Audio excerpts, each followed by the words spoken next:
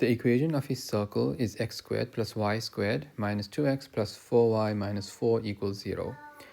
4.1.1 Determine the coordinates of A, the center of the circle, and the length of the radius r. So if we're given an equation of a circle in the form like it's shown here, and they want the center and the radius, we have to complete the square. So I want to rewrite the formula just so that I'm pairing up the x terms and the y terms. So I'll rewrite it as x squared minus 2x, and then plus y squared plus 4y, and the minus 4, I'll take it across, becomes plus 4. Now recall the process to complete the square.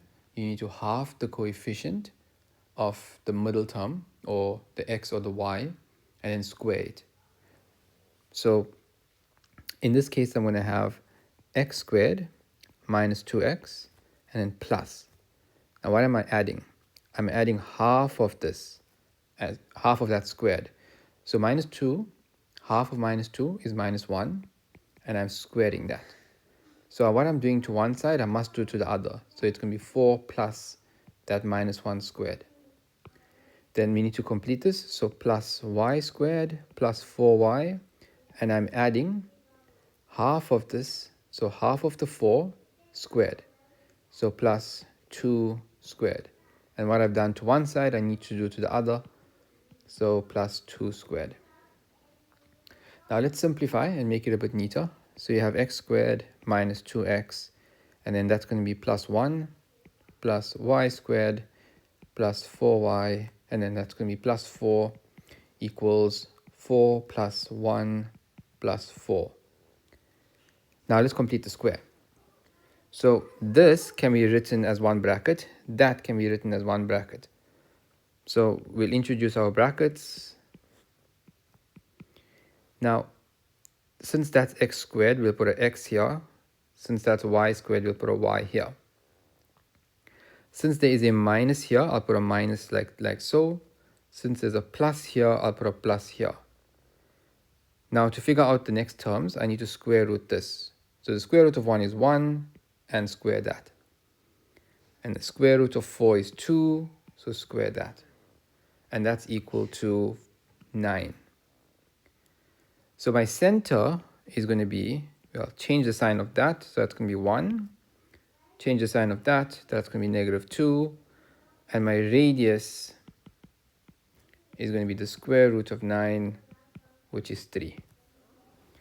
So there's a few steps, but you just got to remember how to complete the square. Question 4.1.2, calculate the value of p if n is 1 and p is greater than 0, and it's a point on the circle. So immediately I'm seeing this, and I'm looking at the x-coordinate, and it's matching up with the x-coordinate of my center. And that tells me that it's going to lie parallel to the y-axis. So n could be here, or n could be here. They tell me that p is greater than 0. P is a y value. So it can't sit here, because that's going to be a negative y value. And so n has to be here. And so they just want to know what is that coordinate. So all we have to do is just understand that we are just adding in the radius to the y value. So this y value is negative 2. And if I want the y value for n, I just need to add the radius. And the radius was 3. So 4.1.2, to get p is going to be minus 2 plus 3, which is 1. Okay, question 4.1.3. Determine the equation of the tangent to the circle at n. Now, the tangent is going to be the line that's passing through here, like so. And since this line is parallel to the y-axis, the gradient is going to be undefined. The gradient will be undefined. because if we have to calculate here, this is going to be 1 and 1. That's going to be 1 and minus 2. If I want to work out the gradient for this line, it's going to be minus 2 minus 1 divided by 1 minus 1. And that's undefined. So minus 3 over 0 is undefined. So how do we go about working out the gradient, or in fact working out the equation of the line? So what we have to remember is that if this line right here is parallel to the y-axis, it means that this line is going to be parallel to the x-axis. And any line that's parallel to the x-axis can be written as y is equal to something. So this line is simply going to be y is equal to 1. That's the equation of the tangent. So 4.1.3, the answer is y is equal to 1. There's no equation in the form y equals mx plus c. Now question 4.2. A second circle, center B, with equation x minus 4 all squared plus y squared equals k squared, cuts the given circle in 4.1 twice.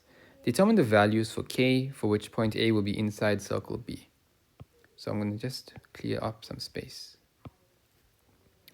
Now, if I look at this equation, I can get the center points.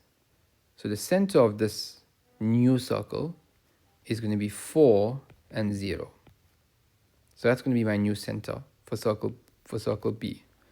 Now 4 we can estimate as somewhere here, 4 and 0. And so if it cuts the circle twice, and point A, which is the center of the original circle, needs to be inside the new circle, so it'll look something like this. We'll estimate it. Perhaps something like this.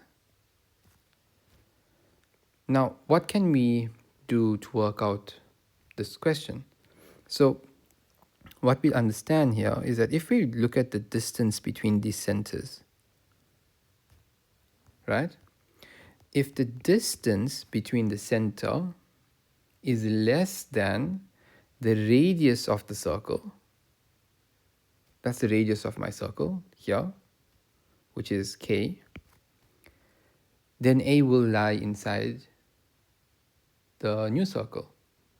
So all we need to do here is we'll say that the radius k should be greater than the distance between the centers.